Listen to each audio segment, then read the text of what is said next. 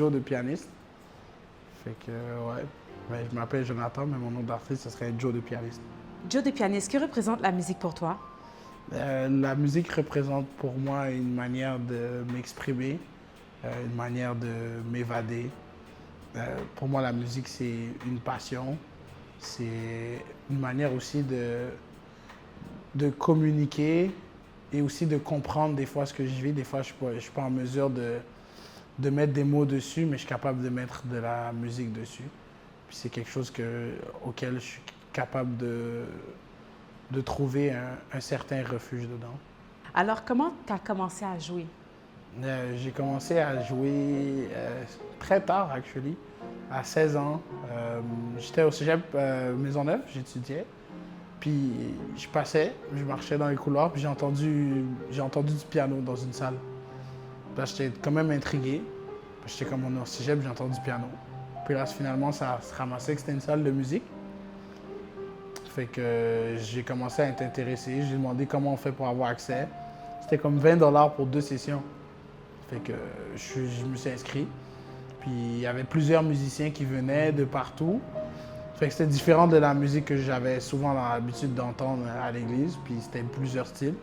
Fait que là, moi, j'ai commencé à jouer du piano. Puis après ça, j'ai commencé à prendre des cours. Puis de là est partie mon ascension avec la musique. OK. Puis, qu'est-ce que jouer de la musique fait pour toi? Jouer de la musique,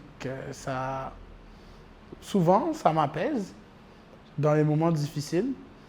Mais aussi, dépendamment si je suis avec du monde, ben, ça me rend heureux dans le sens que c'est comme une manière pour moi de connecter avec d'autres personnes sans nécessairement connecter avec des mots. Mais des fois, juste pour moi, je pense que la musique, c'est un langage universel qui fait que même si je ne comprends pas ce que tu dis, parce que tu parles, on va dire, une autre langue, on peut quand même se retrouver dans la musique, puis on peut quand même se communiquer on peut quand même trouver une manière de se communiquer. Fait que c'est autant une forme de réconfort qu'une forme de plaisir.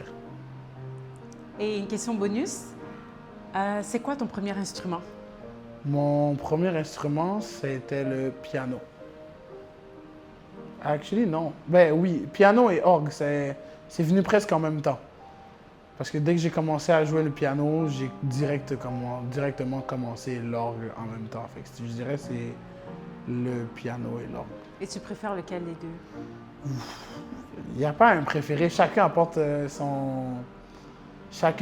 monde différent. Le piano, c'est plus, on va dire, je suis capable d'exprimer des émotions plus douces et plus raffinées, tandis qu'avec l'orgue, j'ai la plus de facilité à exprimer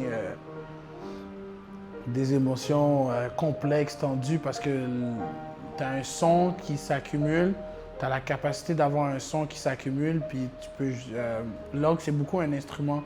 Piano aussi, mais l'orgue a vraiment un côté où est-ce que tu dois vraiment jouer avec les dynamiques de volume, comme le piano, mais l'orgue a l'aspect que tu dois jouer avec les dynamiques de son.